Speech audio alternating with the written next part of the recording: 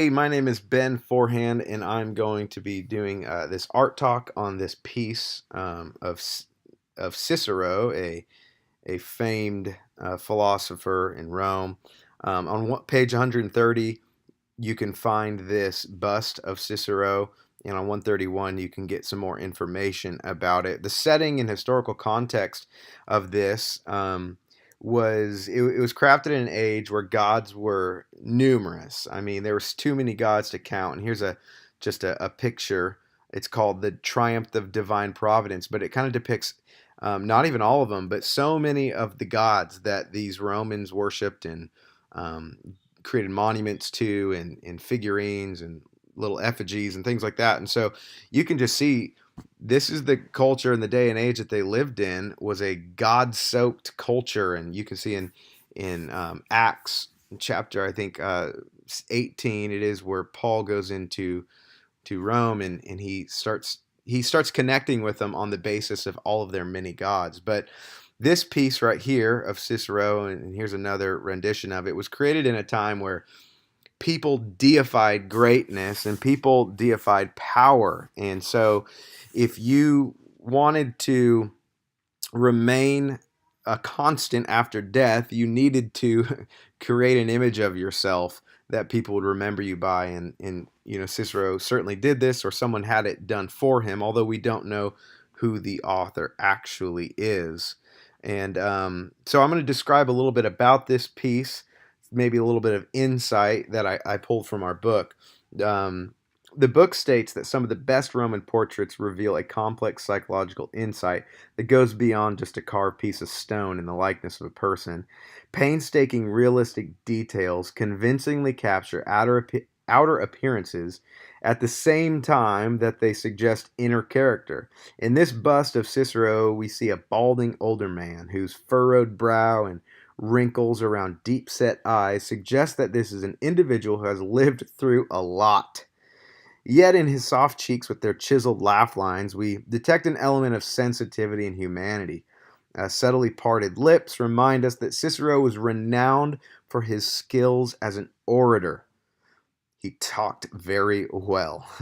Romans in the Republican period were fond of this style of super realistic crafting. They'd call it a warts and all approach, where it didn't matter how jacked up a person was, or if they had a skin condition, a scar, an unsightly wart, they would depict that in the sculpture. And they really aimed to give an honest representation of the subject rather than an idealistically fantasized version of them. You see, Roman sculpture tended to be more real, while Greek sculpture tended to be more idealistic, more polished, more fantasized. It didn't matter if the king had a belly; they were gonna sculpt a six pack on him because that's how he would want to be remembered. But the Romans had a different take. They wanted to be remembered exactly how they were.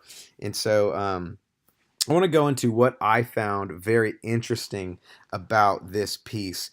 When I look at it, I thought to myself, being somewhat of a craftsman myself, how long would it have taken to make this? And then how did they do it? How did they make this? So I want to go over some of the tools they use. This was a point tool or a punch tool. On the left side of the tool, you can see the blunt side, which is where the hammer would hit, and that's where these metal tools would actually mushroom.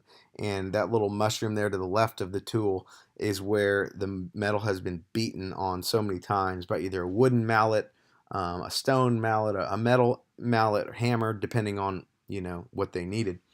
But the right side was the different form of punch, and 85% of a carving or a sculpture would use this tool. They would do 85% of the work with this tool right here, and then everything else was just kind of like a finishing tool to take it from the rough concept onto the final product. Now this is a form of cutting tool where they would actually like scrape away large pieces over a surface, and you can see that the marks of this scraping tool are here right in the side, all these lines. And so they would take off big chunks with the point tool, then they'd go to the scraping tool, and then how do you get rid of those lines? They would move on to this flat chisel, and the flat chisel would be good for large surface areas that you're trying to smooth out, as well as finer chisel details and flat lines. Whereas this next part was the rounded chisel. That would be good for again large flat surfaces, but also rounding and kind of like flowing with the sculpture. This is really interesting. It's called the channeling tool, and this would be used to create channels or divots or depressions very tightly and specifically, very accurately. In, as you can see, this hair has a lot of channel work. It was used to make very detailed carvings. This is cool. It's a drill. This is probably not the drill that they used. It's kind of a newer model, but this was similar to how they drilled holes. Maybe they were, on this piece, they actually drilled this hole to start out up here, and then they chiseled around it. But it was a two-man piece, a two-man tool. One person held this string here and pulled, alternating left and right hand, and then it would turn this drill. And then finally, this is how they polished it. They'd take pieces of stone and different grits to polish a stone. And so you can imagine how much work was put into making this one bust. I mean, from the point tool all the way up to that stone that they used to sand it. Nowadays, we just get some sandpaper and chisels at a store, but they had to make all these tools before they even started making the piece itself. And so, very interesting. I hope you enjoyed it. Here's my works cited, and I can't wait to hear all of y'all's art talk.